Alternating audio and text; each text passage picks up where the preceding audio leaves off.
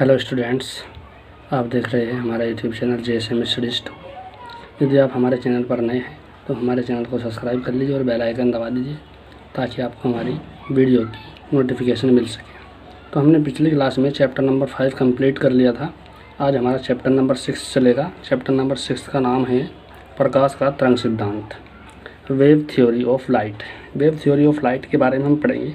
उससे पहले हम प्रकाश के बारे में जान लेते हैं। प्रकाश होता क्या है, प्रकाश की प्रकृति कैसी होती है, प्रकाश होता क्या है, प्रकाश की प्रकृति कैसी होती है, क्या क्या उसकी विशेषताएं होती है, क्या क्या उसके गुण होते हैं, इन सब के बारे में हम पहले जान लेते हैं। तभी हम प्रकाश का जो तरंग सिद्धांत है उसके बारे में हम पढ़ेंगे। तो देखिए इसमें लिखा है, सबसे पहले प्रकाश की प्रकृति।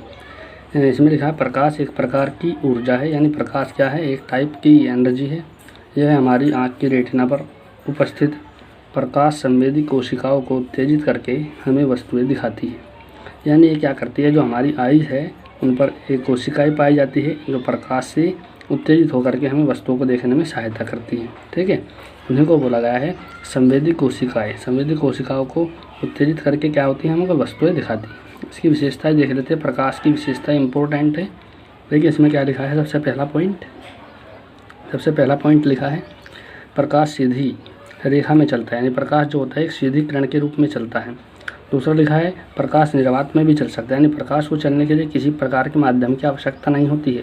ये जरूरी नहीं है कि प्रकाश जल में को पार होगा, प्रकाश कांच में को पार होगा, प्रकाश ठोस में को किसी माध्यम में को जाएगा तभी चल सकता है। ऐसा कुछ नहीं है, प्रकाश को किसी भी माध्यम की आवश्यकता नहीं होती है, उसको बोलते हैं निर्वात। ठीक है, तो इसमें लिखा है प्रकाश निर्वात में भी चल सकता है। नंबर 3 पॉइंट है प्रकाश में परावर्तन व अपवर्तन होता है। ये दोनों चैप्टर आपको पढ़ा दिए जा चुके हैं। चैप्टर नंबर 1 था परावर्तन, चैप्टर नंबर 2 क्या था, अपवर्तन। तो प्रकाश में आपको बताया था परावर्तन क्या होता है, अपवर्तन क्या था। परावर्तन क्या होता है, परावर्तन में प्रकाश छींकने पुरुषदार तल से टकरा करके वापस उसी माध्यम में चला जाता है जिस माध्यम से वो आता है। और अपवर्तन में क्या होता है, प्रकाश एक माध्यम से दूसरे माध्यम में जाने पर अपना मार्ग बदल देता है। ठीक है, तो इस घटना को बोलते हैं अपवर्तन। और जो प्रकाश वापस टकरा करके उसी माध्यम में चला जाता है उसे बोलते हैं हम परावर्तन। इससे आगे लिखा है प्रकाश में वर्ण विक्षेपण होता है। वर्ण विक्षेपण भी हम पढ़ेंगे क्या होता है। इससे बाद में लिखा है प्रकाश में विवर्तन एवं व्यतिकरण होता है। ये सारे चैप्टर्स हैं। विवर्तन क्या होता है, व्यतिकरण क्या होता है, ये सारे चैप्टर्स हैं, ये भी हम पढ़ाएंगे आपको। इससे आगे लिखा है प्रकाश में ध्रुवण होता है। ध्रुवण भी एक पूरा चैप्टर है। इसमें पोलराइड पढ़ेंगे। आप जो देखते होंगे, जो क्रिकेटर्स जो खेलते हैं कभी चश्मे लगाते हैं, आपने देखे होंगे, उनके चश्मे में चमक होती है, अलग अलग कलर से होते हैं। कैसा होता है, लगभग तोतिया सा कलर होता है। ठीक है, तो जो चश्मे होते हैं उन पर एक लेयर चढ़ी होती है, उसे बोलते हैं पोलराइड। पोलराइड की लेयर चढ़ाने से क्या होता है, प्रकाश की चोंध लगने से बचती है। इसलिए गाड़ी की शीशों पर भी ये लेयर चढ़ी होती है ताकि सामने से आने वाली गाड़ी की रात में हेडलाइट से चोंध ना लगे। इससे बाद में है प्रकाश धातुओं से इलेक्ट्रॉन निकाल देता है। तो प्रकाश जो होता है धातुओं से टकरा करके उसे गर्म करके उत्तेजित करके इलेक्ट्रॉनों को बाहर कर देता है। ये सारे क्या है, हमारे चैप्टर से जितने भी आपको बताए गए, जितने भी गुण लिखे हैं, सब क्या है चैप्टर से, केवल पहले और दूसरे गुण को छोड़ करके। ठीक है, इससे बाद में आता है हमारा अगला टॉपिक तरंगाग्र क्या होता है। इससे बाद में क्या आता है तरंगाग्र। इसमें देखिए क्या लिखा है, इसे बोलते हैं वेव फ्रंट। इसमें लिखा है किसी माध्यम में किसी क्षण खींचा गया ऐसा काल्पनिक पृष्ठ जिस पर स्थित सभी कण कंपन की समान कला में होते हैं, तरंगाग्र कहलाता है। ये आपको देखिए डायग्राम से समझ में आएगा। इसे अभी समझ लीजिए क्या लिखा है। इसमें लिखा है किसी भी माध्यम में किसी भी क्षण, कोई माध्यम है, कोई मीडियम है जिसमें से प्रकाश गुजर रहा है, यदि हम उसमें कोई हम क्या काल्पनिक पृष्ठ खींचे, क्योंकि देखिए प्रकाश में वो माध्यम है, मतलब वायु में को प्रकाश जा रहा है, तो आप वास्तव में तो कोई पृष्ठ नहीं खींच सकते ना जिसमें कार पार हो सके प्रकाश। तो इसमें क्या काल्पनिक पृष्ठ ऐसा काल्पनिक पृष्ठ होता है जिस पर स्थित सभी कण कंपन की समान कला में होते हैं। यानी जो कण है उसके तरंगाग्र पर स्थित जितने भी कण हैं सारे जो कंपन कर रहे होते हैं एक समान एक साथ कर रहे होते हैं, उसको क्या बोलते हैं, उसको तरंगाग्र कहते हैं। ठीक है, इससे बाद में देखिए क्या लिखा है, तरंगाग्र की दिशा तरंग संचरण की दिशा के लंबवत होती है। ये आपको ध्यान रखना, ये इंपॉर्टेंट पॉइंट है। जो तरंगाग्र होता है उसकी दिशा तरंग के चलने की दिशा के, तरंग संचरण की दिशा के क्या होते हैं, लंबवत होती है। अब ये तरंगाग्र जो होते हैं ये 2 प्रकार के होते हैं। अब देखिए इसमें सबसे पहला लिखा है समतल तरंगाग्र। इससे आपकी समझ में आ जाएगा ये क्या होता है तरंगाग्र। देखिए ध्यान से, ये है प्रकाश, प्रकाश चल रहा है, प्रकाश इधर की ओर जा रहा है, ठीक है, प्रकाश मान लिया हमने इधर की ओर जा रहा है। तो इसमें क्या करा हमने, काल्पनिक पृष्ठ डाल दिए। क्या है, कल्पना करी कि ऐसे पृष्ठ हमने डाल दिए। तो देखिए तरंग तो इधर की ओर जा रही है और पृष्ठ क्या हुआ, ऐसे हुआ, तो तरंग के चलने की दिशा के लंबवत हुआ ना। तो जो समतल ये तरंगाग्र जो होते हैं, तरंगाग्र जो होते हैं क्या होते हैं, तरंग के चलने की दिशा के लंबवत होते हैं। ये यही इसमें लिखा है। इससे आगे देखिए इसमें लिखा क्या है, समतल तरंगाग्र में देख लेते हैं।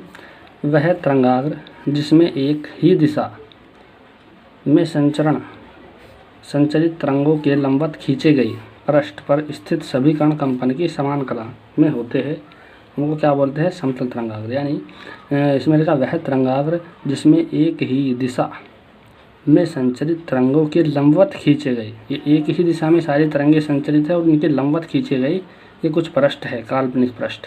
तो और जो इस पृष्ठ है, ये पृष्ठ है, इस पर ये जो कण होगा, ये जो कण होगा, ये जो कण होगा, ये जितने भी इस पर कण उपस्थित हो गए इस पूरे पृष्ठ पर, ये सब कंपन एक ही समान कला से करेंगे, यानी एक ही कला से कंपन करेंगे। इस तरीके से सारे एक साथ ही कंपन करेंगे, तो उसको क्या बोलेंगे, समतल तरंगाग्र कहते हैं।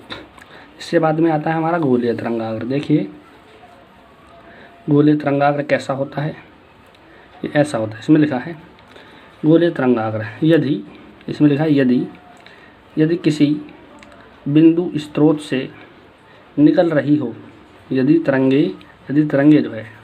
तरंगे किसी बिंदु स्रोत से निकल रही हो तो वे सभी दिशाओं में संचरित हो जाती है। यदि बिंदु स्रोत को केंद्र मान करके किसी भी त्रिज्या का गोलीय पृष्ठ खींचे तो उस गोलीय पृष्ठ पर स्थित सभी कण कंपन की समान कला में होते हैं। इस प्रकार के सभी गोलीय पृष्ठ गोलीय तरंगाग्र कहलाते हैं। देखिए इसे समझिए क्या लिखा है, ये कोई हमारा बिंदु स्रोत है। बिंदु स्रोत का मतलब क्या होता है, कोई एक ऐसा पॉइंट जिससे प्रकाश चारों दिशाओं में फैल रहा हो। तो इससे देखिए प्रकाश चारों दिशाओं में फैल रहा है। अब इसको हमने केंद्र मान करके यहाँ पर प्रकार रख करके प्रकार की नोक और ऐसे क्या कर दिया, पृष्ठ खींच दिए। तो ये जो पृष्ठ खींचे हैं, इन पृष्ठों पर जितने भी कण उपस्थित होंगे वे क्या करेंगे, कंपन की समान कला में होंगे और एक ऐसे होगी गोलीय पृष्ठ होगी। इन गोलीय पृष्ठों को क्या बोलते हैं, इन गोलीय पृष्ठों को बोलते हैं गोलीय तरंगाग्र। क्या नाम है इनका, इनका नाम है गोलीय तरंगाग्र, ठीक है। और ये कैसा है, ये है बेलनाकार तरंगाग्र, ठीक है। ये हमारा एक रेखीय स्रोत है। मान लिया कोई ट्यूबलाइट है, उसके चारों ओर यदि हमने कोई पृष्ठ खींच दिया तो उससे जो प्रकाश के जो कण निकलेंगे, यहाँ पर जितने भी प्रकाश के कण होंगे इधर इधर, तो वे क्या करेंगे, कंपन समान कला में करेंगे, उसको बोलेंगे हम बेलनाकार तरंगाग्र, ठीक है। ये है गोलीय तरंगाग्र। समझ में आ गया। इसमें यही लिखा है यदि तरंगे किसी बिंदु स्रोत से निकल रहे हो, तरंगे यहाँ से निकल रही है, किसी बिंदु स्रोत से यदि तरंगे निकल रही हो, तो यदि हम उसी को केंद्र मान करके वो गोलीय पृष्ठ उसके चारों ओर गोलीय पृष्ठ खींचते हैं, तो वो जो गोलीय पृष्ठ है वही क्या कहलाते हैं, वे कहलाते हैं हमारे गोलीय तरंगाग्र। अब इससे आगे देखिए, इससे आगे लिखा है बेलनाकार तरंगाग्र नंबर 3। इसमें लिखा है यदि किसी माध्यम में तरंग एक रेखीय स्रोत से उत्पन्न हो रही हो तो वे स्रोत के लंबवत सभी दिशाओं में संचरित हो जाती है। जैसा कि आपको अभी बताया था, ये क्या है, ये मान लिया एक ट्यूबलाइट है, इससे जो प्रकाश चलेगा चारों तरफ को निकलेगा, सभी दिशाओं में को निकल कर जाएगा, ठीक है। यदि रेखीय स्रोत को अक्ष मान कर, जैसे अक्ष मान लिया हमने, अक्ष मान करके किसी भी त्रिज्या का बेलनाकार पृष्ठ खींचे, इसके चारों ओर क्या कर दिया हमने, एक बेलनाकार पृष्ठ बना दिया, ठीक है। तो ये जो बेलनाकार पृष्ठ है ये क्या कराएगा हमारा, और इस पर जितने भी कण उपस्थित होंगे वे सब कंपन की समान कला में होंगे। तो ये जो बेलनाकार पृष्ठ है इसको क्या बोलेंगे हम, इसको बोलेंगे हम बेलनाकार पृष्ठ खींचा जाए तो उस पर उपस्थित माध्यम के सभी कण कंपन की समान कला में होंगे। इस प्रकार का पृष्ठ बेलनाकार तरंगाग्र कहलाता है, ठीक है। इसी को क्या बोलते हैं, बेलनाकार तरंगाग्र बोलते हैं। इससे आगे का जो टॉपिक है वो बड़ा ही इंपॉर्टेंट है, पेपर में कितने ही बार पूछा गया है, ये आपको ध्यान रखना है, याद रखना है, याद ही करना पड़ेगा, ठीक है। इसमें देखिए क्या लिखा है, यह है हाइगेंस का तरंग सिद्धांत, बहुत ही इम्पोर्टेंट सिद्धांत है, ये पेपर में बहुत बार आया हुआ है। इसमें लिखा है सन 1678 ईस्वी में हॉलैंड के वैज्ञानिक हाइगेंस ने प्रकाश का तरंग सिद्धांत प्रस्तुत किया। सन 1678 ईस्वी में जो हॉलैंड के साइंटिस्ट थे हाइगेंस, उन्होंने प्रकाश के बारे में एक सिद्धांत दिया और बताया कि प्रकाश तरंगों के रूप में चलता है। उन्होंने बताया जो प्रकाश है वो तरंगों के रूप में गति करता है। इस सिद्धांत में उन्होंने क्या बताया, देखिए इस सिद्धांत के अनुसार प्रकाश तरंगों के रूप में चलता है तथा ये तरंगे प्रकाश स्रोत से निकलकर सभी दिशाओं में प्रकाश की चाल से चलती है। ठीक है, जैसे आपको बिंदु स्रोत दिखाया था, मान लिया सूर्य है तो सूर्य से जो प्रकाश चलेगा उन्होंने बताया तरंगों के रूप में निकल करके चलेगा, और ये जो प्रकाश है ये सभी दिशाओं में फैल जाएगा, सभी दिशाओं में समान चाल से गति करेगा। अतः हाइगेंस ने एक सर्वव्यापी माध्यम ईथर की कल्पना की। उन्होंने बताया जो हमारा एटमॉस्फेयर है, एटमॉस्फेयर में पिछले टाइम में जब कभी बिग बैंग हुआ था तो उस टाइम के समय पर इसमें ऑक्सीजन नहीं थी। ऑक्सीजन ना होने के कारण उन्होंने माना कि पिछले समय में क्या था, ईथर नाम का एक चारों तरफ से आवरण था जैसा अब है, तो ईथर की कल्पना की। और हाइगेंस ने माना कि ईथर लगभग भारहीन है। जो ईथर गैस है वो लगभग क्या है, भारहीन है, उसका कोई भी वजन नहीं है तथा सभी पदार्थों में प्रवेश कर जाता है। और ये ईथर जो है सभी पदार्थों में प्रवेश कर जाता है, ये बात भी इन्होंने मानी। और इसका घनत्व अत्यंत कम तथा प्रत्यास्थता बहुत अधिक, यानी इसका जो घनत्व है, डेंसिटी जो है इसकी लगभग ना के बराबर मानी इन्होंने। और कहा जो इसकी प्रत्यास्थता है, यानी इसका जो लचीलापन है, इसके जो अणु है एक दूसरे से अलग होने का जो उनकी लचीलापन है उसको इलास्टिसिटी, इसकी इलास्टिसिटी क्या मानी इन्होंने, बहुत ज़्यादा मानी। और इस कारण प्रकाश तरंगे काल्पनिक माध्यम ईथर में अत्यंत तीव्र वेग से चलती है। इसी वजह से उन्होंने कहा कि जो प्रकाश तरंगे है इसका भार नहीं है कुछ भी, ये अत्यंत कम घनत्व वाला है और अधिक प्रत्यास्थता है इसकी, इसीलिए इसमें से प्रकाश तरंगे बहुत तेज़ी से आसानी से निकल जाती है। फिर लिखा है जब ये तरंग किसी वस्तु से परावर्तित होकर हमारी आँख की रेटिना पर गिरती है तो हमें वस्तुएं दिखाई देती हैं। उन्होंने बताया यदि हमको कोई वस्तु दिखाई दे रही है तो उसका क्या कारण है, क्यों वो वस्तु हमें दिखाई दे रही है। तो उन्होंने कहा कि वो वस्तु हमें इसलिए दिखाई दे रही है कि उससे प्रकाश टकराया, टकराने के बाद हमारी आँख में एंटर किया, और हमारी आँख में जैसे प्रकाश एंटर करता है तो हमें वो वस्तु दिखाई देना शुरू हो जाती है। ये बात इन्होंने बताई थी। और हाइगेंस ने अब जब द्वितीयक तरंगे का सिद्धांत दिया था, ये भी बड़ा इंपॉर्टेंट था, ये ज़्यादा भारी सिद्धांत नहीं है। देखिए सिद्धांत में क्या बताया गया है, सिद्धांत में बताया गया है कि प्रकाश हमेशा तरंगों के रूप में चलता है। ये तरंग प्रकाश स्रोत से निकल करके सभी दिशाओं में प्रकाश की चाल से ही चलती है। अतः हाइगेंस ने क्या किया, एक सर्वव्यापी माध्यम ईथर की कल्पना की। उन्होंने माना कि ईथर क्या है, एक भारहीन है और ये सभी पदार्थों में प्रवेश कर सकते हैं, इसका घनत्व अत्यंत कम तथा प्रत्यास्थता बहुत अधिक होती है। इसी कारण प्रकाश तरंगे काल्पनिक माध्यम ईथर में अत्यंत तीव्र वेग से चलती है। जब ये तरंगे किसी वस्तु से टकरा करके हमारी आँख की रेटिना पर गिरती है तो हमको वस्तु दिखाई देना शुरू हो जाती है। इसके बाद आता है हमारा हाइगेंस का द्वितीयक तरंगे का सिद्धांत। मोस्ट इम्पोर्टेंट लिख लीजिए, इस पर ये पेपर में आने वाला है।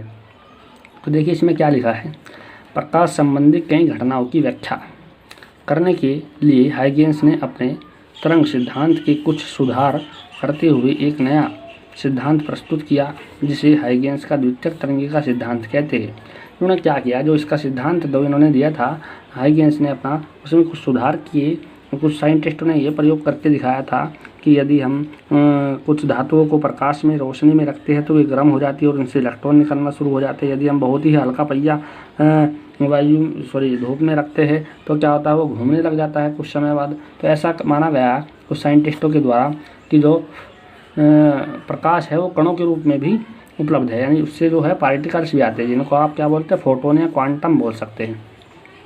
देखिए इसमें लिखा इन्होंने सुधार किए। इसमें क्या सुधार किए, नंबर 1 देखिए, इसमें इम्पोर्टेंट है, जब किसी प्रकाश स्रोत से माध्यम में तरंगे उत्सर्जित होती है, कोई प्रकाश स्रोत है, मान लिया कोई टॉर्च है या बल्ब है, जब उससे प्रकाश तरंगे निकलती है, उत्सर्जित का मतलब क्या होता है, निकलती है, तो माध्यम के कण कंपन करने लगते हैं। जो माध्यम है, जो वायु वगैरह है जिसमें भी प्रकाश तरंगे चल रही है, तो ये क्या करते हैं, कंपन करने लगते हैं।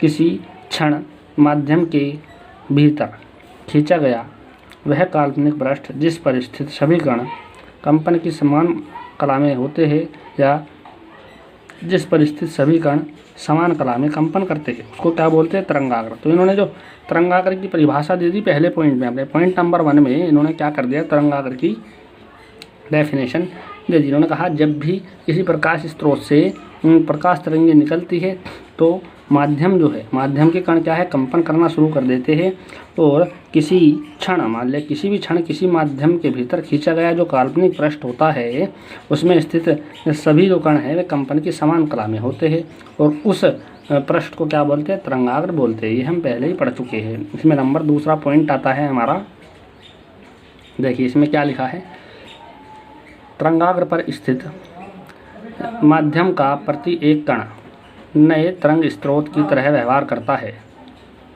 नए तरंग स्रोत की तरह व्यवहार करता है, जिससे नई तरंगें सभी दिशाओं में निकलती है। इन नई तरंगों को द्वितीयक तरंगिकाएँ कहते हैं।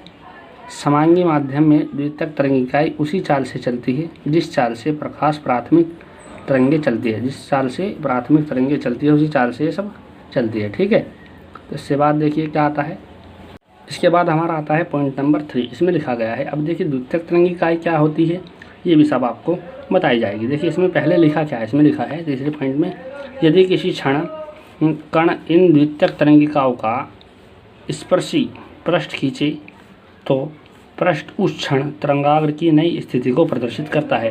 देखिए मान लिया ये कोई हमारा प्रकाश स्रोत है जिससे हमारी प्रकाश तरंगे निकल कर के चली है। ठीक है, तो ये जो हमने पहला पृष्ठ खींचा ये क्या होगा, हमारा प्राथमिक पृष्ठ होगा।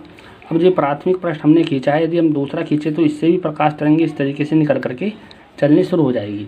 तो ये क्या कहलाएगी, ये जो तरंगिकाएँ हैं इन तरंगिकाओं को बोलते हैं द्वितीयक तरंगिकाएँ। ठीक है, ये दिखाया गया है गोलीय तरंगाग्र के लिए और ये दिखाया गया है किसके लिए, समतल तरंगाग्र के लिए दिखाया गया है। इसके बाद जो हमारा इम्पोर्टेंट डेरिवेशन आता है, इसमें डेरिवेशन में पूछा जाता है कि आपको सिद्ध करना है कि हाइगेंस के द्वितीयक तरंगे के सिद्धांत से परावर्तन की व्याख्या करनी है कि हाँ यदि ये तरंगे, यदि सूर्य से आने वाली यह प्रकाश जो है वास्तव में तरंगों के रूप में चलता है तो क्या परावर्तन की घटना को प्रदर्शित कर सकते हो, इससे आप सिद्ध कर सकते हो अपने सिद्धांत के आधार पर।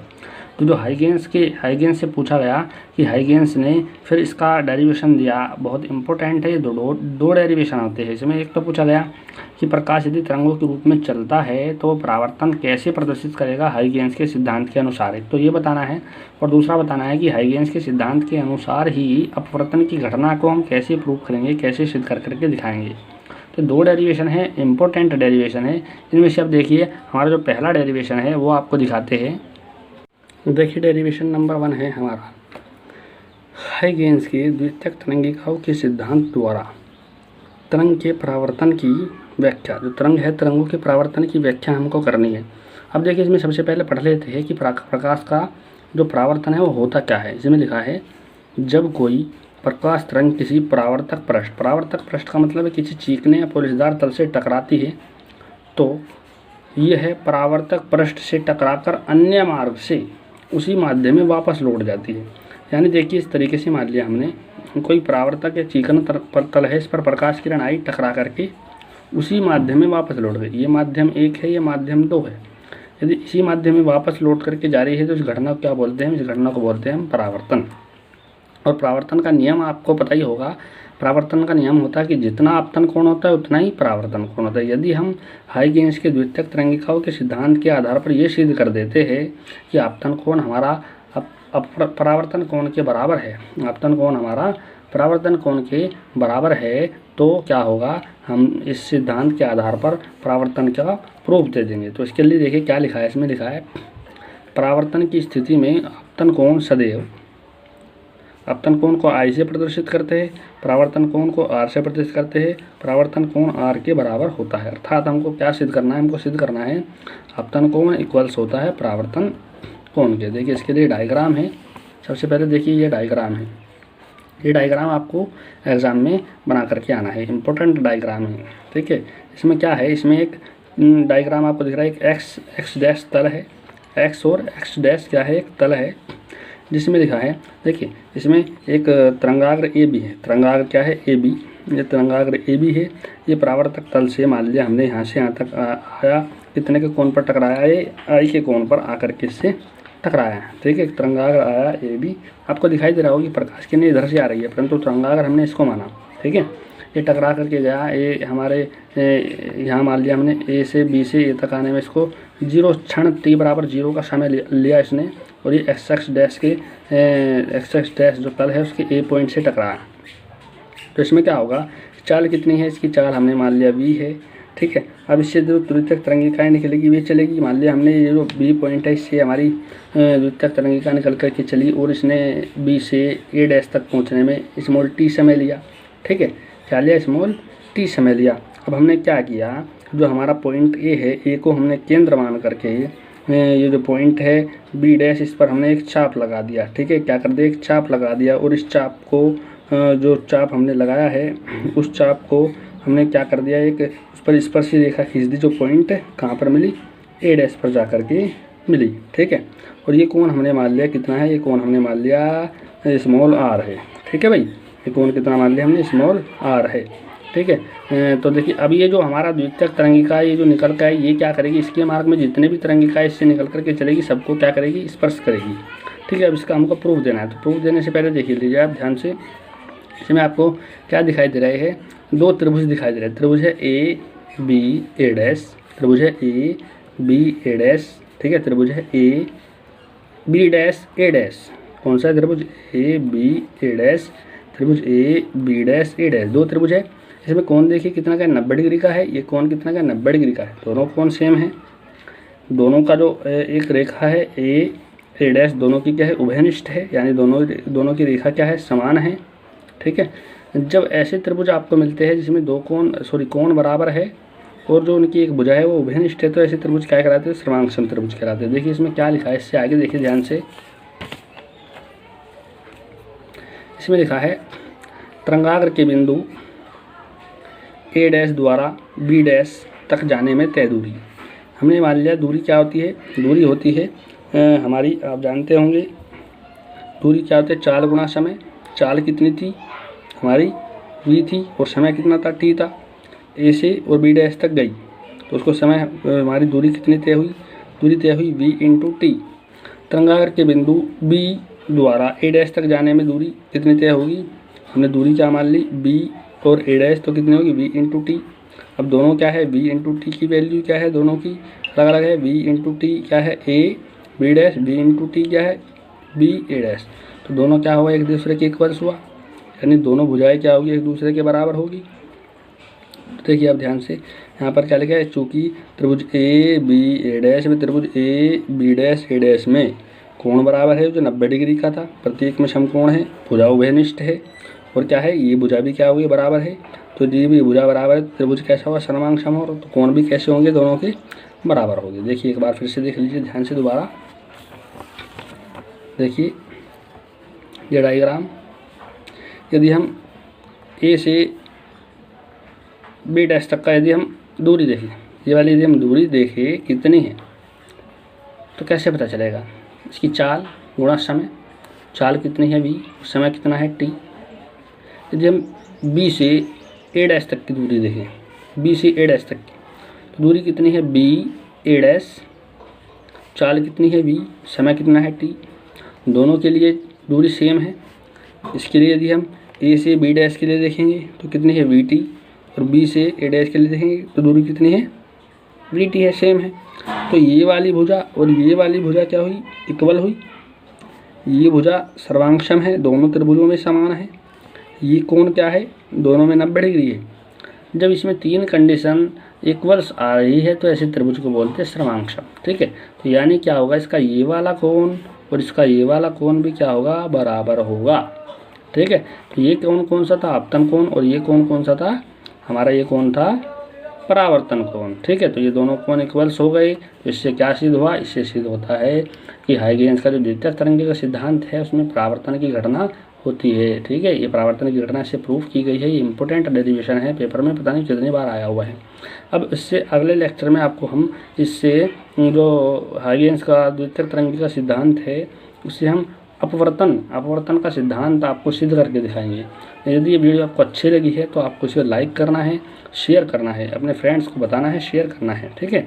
और हमारे चैनल को सब्सक्राइब कर लीजिए ताकि, और बेल आइकन भी दबा दीजिए ताकि आपको हमारी नई वीडियो की नोटिफिकेशन तुरंत मिल सके। All the best students.